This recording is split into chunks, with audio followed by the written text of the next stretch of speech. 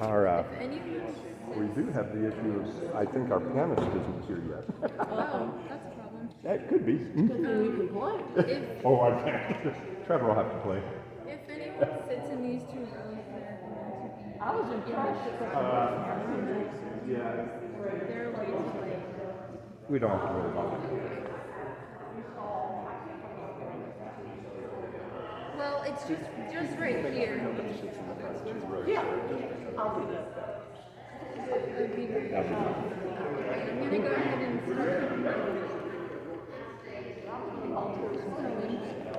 Mine is going to. Hello.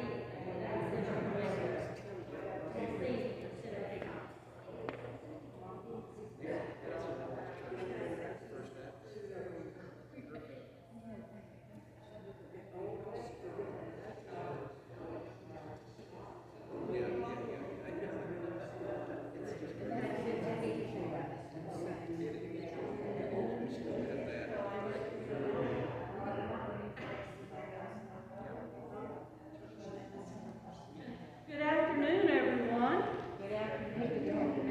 Welcome to Kingsport Music Club. We're going to do our program first because some of our singers have to get back to work and other things.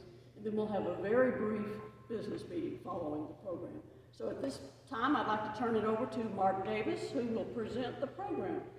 Thank you so much. Hello, everybody. Hello. Lovers of music. It's a great privilege for us to be asked to share with you today.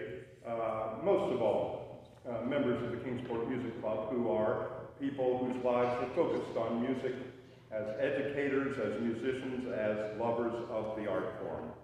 And that's why we're here. I was asked, could Mark Davis of the Master's Voice Studio share a little bit, and that's exactly what we'd like to do. We'd like to invite you to just kind of peer into work in progress. We're not going to take this as being an ultimate performance in the polished sense, but rather that we're all at various levels of embodying great music and going through the discipline that it takes to become artists of the great music.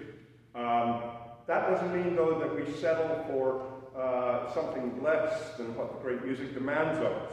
It doesn't mean that we embrace amateurism. So we hope you're going to see a sense of young professionalism in process at various degrees of preparation. And so that is it's a great experience for us to get to do this, right? And I'll tell you why they're doing it and what our central value is. And that is that everyone up here is, not all of them are pursuing a musical career. As you can see, one's in scrubs. She's going to take care of the rest of us. Thank God. But we're pursuing that process because we have fallen in love with this thing called music, and vocal music particularly. What it feels like for the human being, the God-made instrument, to vibrate with the God-given language, the universal language of music, the soul's own speech, as we call it. And so everyone up here is doing what they're doing and offering it to you not as a performance, but as a gift of sharing with you contagiously what they're captivated by. They love this music. And they're going to share with you and gush out the love for that in hopes that you will feel the same love. So that's what it's about. Let me do a quick introduction for you. First, we have over here on your right, this is Beth Compton. I'm going to start with Beth because she's a member of this church, and I watched her grow up from a little child here and have had the privilege of being her voice teacher. Since she was a junior, I think, at Bowman's Bennett, right? South, actually. South. South, oh, excuse Yeah, me. South, that is no. Excuse me, it's South, that's what, terrible. But Beth has, is an accomplished ballerina.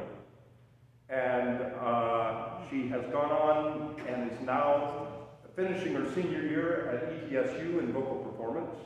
She has been at the Prague Summer Nights Opera Program in Prague, Czech Republic. And she has won the regional NATS competition in her category and is just doing beautiful work and will be heading for graduate school auditions in another year or so. And then Emily McCraw is a graduate of Emory and Henry College. I can't believe it's 3 years ago, but we've been working off and on for the last 5, 6 years at least. Probably more, but very much off and on, but constantly together. Emily is a superb pianist. She was a music major, pianist, and vocal major. And she now has her own piano and voice studio in the area, and is a conductor of the Mecca Children's Choir at Emory and Henry. She's done that. Then Sarah Ricknack, who is from Kingsport, is another accomplished ballerina and flutist who was at DB, right? Okay. So we have ballet, and these two guys don't do ballet. But Sarah went on and did her undergrad work at UT Chattanooga, where though she was doing pre-med work, obviously, she did all sorts of lead roles in their operas and solos with their choirs, and pursued that as well, and continues, thank goodness, to sing, as she obviously is coming off a medical rotation just today and is going to have to sing and then leave. So thank you, Sarah, mezzo soprano.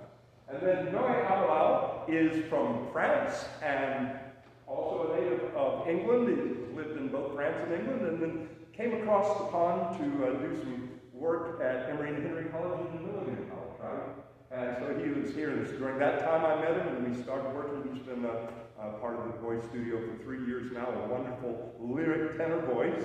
And then during COVID, he had to go back, so we continued lessons via Skype in France and England. Isn't that fun, that we can do that now? And now he's back working on his master's in data science at ETSU. And then we have this little fella over here, Avery Smith, who graduated from Emory and Henry a year ago, roughly? A couple months ago. Couple months ago. Seems so long. He was a theater and a music double major and was the top student in both programs at Emory and Henry, summa cum laude, and is now preparing toward a major international career and is therefore preparing for auditions for internship programs and then graduate schools. So that's what you see before you. You all can go back now and we will commence the program. Okay. Oh, and once they leave, then you can say hi to Stephanie Yoder. Many of you know Stephanie, but what a treat we have in that she is a freelance accompanist throughout the Tri-Cities area, but she's also director of choirs and organ at Emmanuel Episcopal Church in Bristol and adjunct faculty at King University, and we're just thrilled that she's available and a wonderful musician in this area. And just so you know, we haven't had one run-through rehearsal on all this very difficult music, one alone. So this is our second rehearsal in your presence. We'll share it with you. And since we are doing operatic things, I'm going to be here conducting, because that's part of being an operatic performer, is having to coordinate with the orchestra and the conductor in order to do that. So enough out of me. We are now going to begin with a beautiful letter duet from The Marriage of Figaro.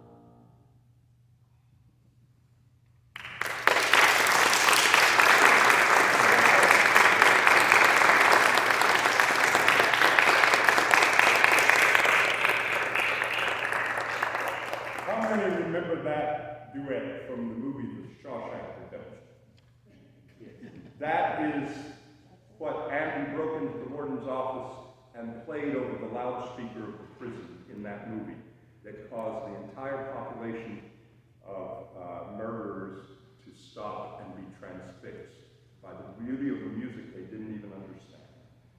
So that's one of the great, beautiful things of history. Noé is now going to adopt his French natural language and sing from Massenet's opera Manon, the Chevalier de Grieux's aria Le Rêve, the dream, in which he seeks to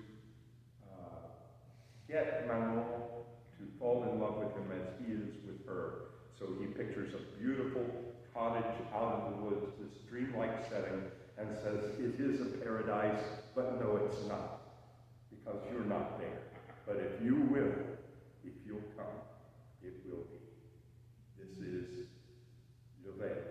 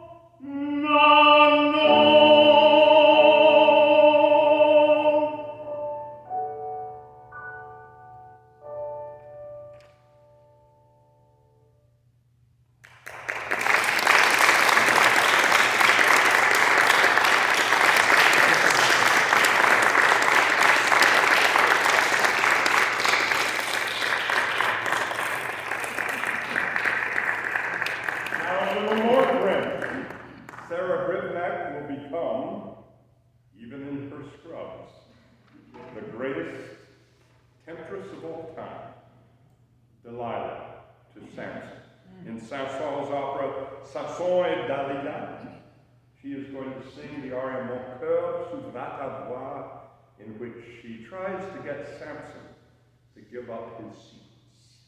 One of the greatest arias ever written.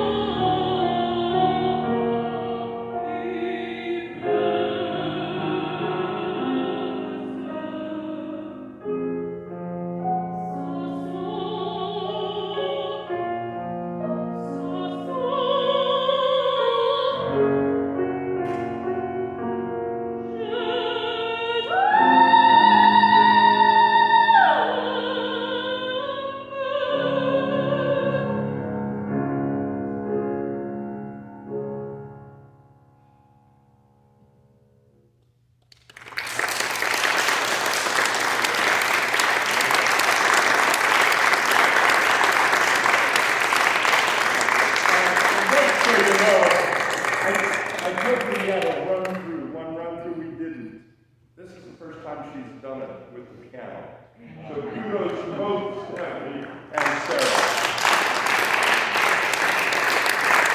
That's musicianship.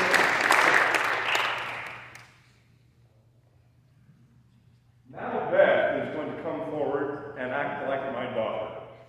That is because I've had the privilege of playing the role of Rigoletto, the old deformed hunchback who had a beautiful young daughter that he tried to keep hidden away from the world. Alas, she fell in love with a rotten duke who disguised himself as a pious young student, and she met him at church, and she thinks she's in love with him.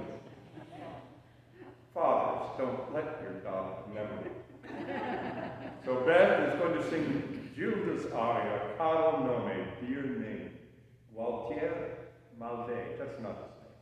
She sings it.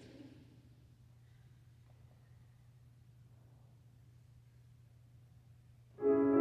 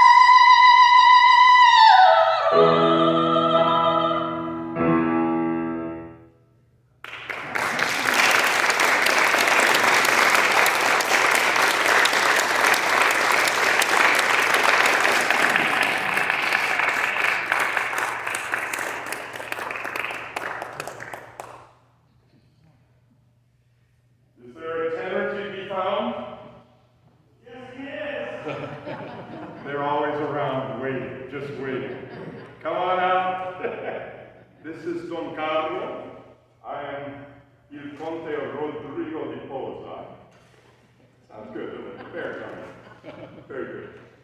This is a very brief but very intense duet from Verdi's opera Don Carlo between two men who forge a brotherhood bond as they seek to ask the God who gives us both love and peace also to grant us the spirit and the quest for liberty. A prayer for liberty.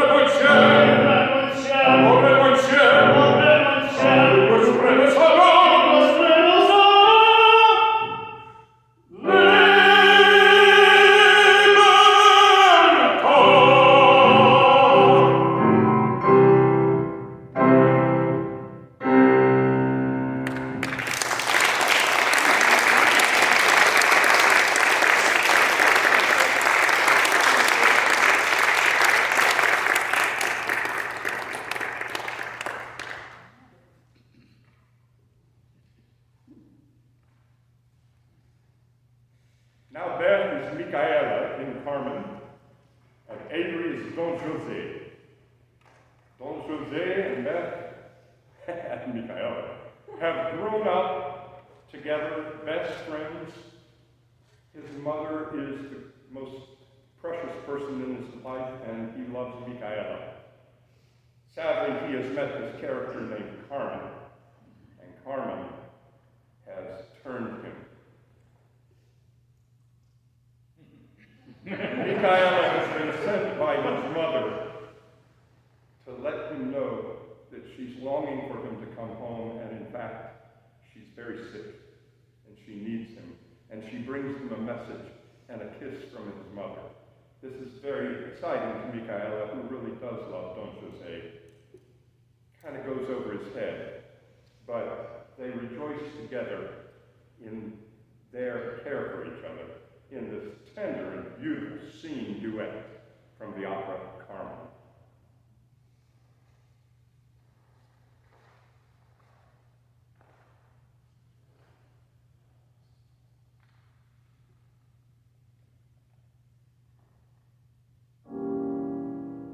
Messager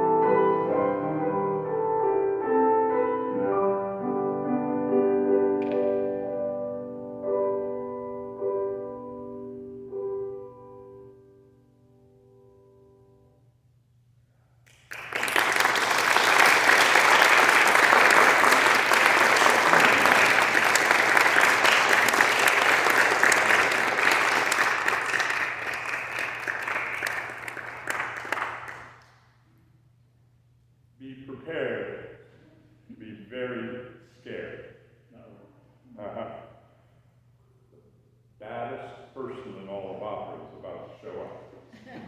The conductor doesn't even look at it. She is the queen of the night. Don't tell Emily, but this is voted among all opera singers as the hardest opera aria ever written. But she doesn't know that. And she is fierce.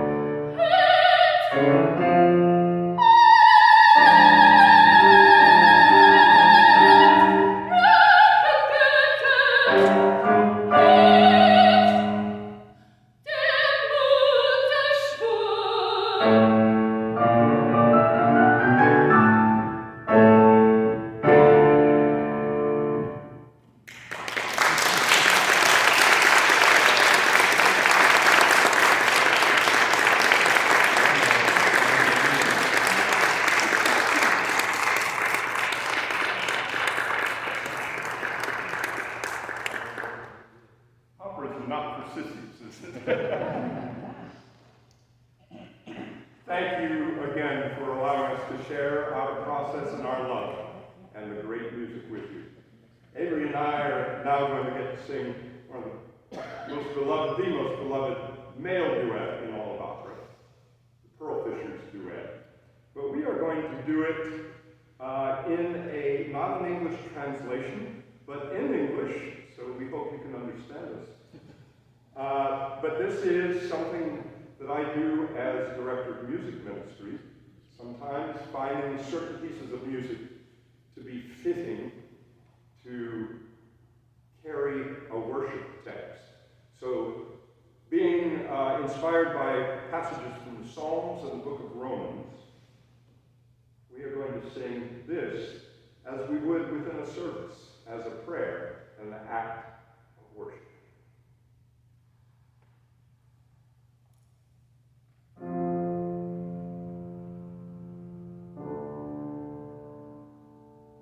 My swelling and longing waves, if I that brink have done, for the sun's early light, shine upon my heart.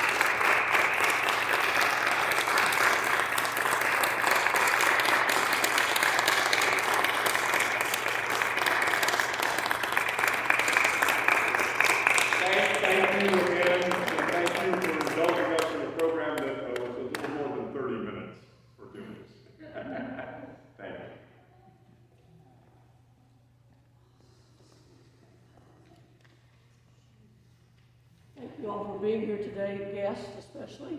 If you need to leave, I understand, but we're going to have a very brief business meeting. But if you need to slip out, I understand. First of all, let me give you our treasurer's report. If I can remember my code. All right. Our scholarship funds, we have $2,947.82.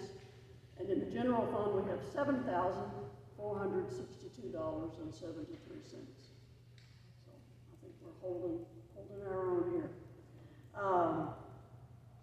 want to remind you, well, first of all, sorry, I'm getting out of order. Are there any other committee reports that we need to hear? Okay. I wanted to make sure that you knew that our location for November meeting has changed. It will not be here. It will be around the circle at First Broad Street in November. Our yearbooks are here. If you do not already have yours, please sign and take an insert. If you've lost your folder, you may take a new folder. As always, we have our scholarship fund donation basket if you'd like to make a donation. And I promised it would be brief. I have nothing else unless any of you have anything for the good of the order. Thanks to Mark. Yes, Thank you. It was wonderful. Thank you. Thank you, thank you. We certainly have some wonderful talent in this area, don't we? And that was just a little part of the studio. That was, and Johnny Dreisner was to be the baritone to sing the parts I limped along into today, and he couldn't make it because his wife and he just had their first baby 3 days ago. Some people come up with any excuse. Yeah.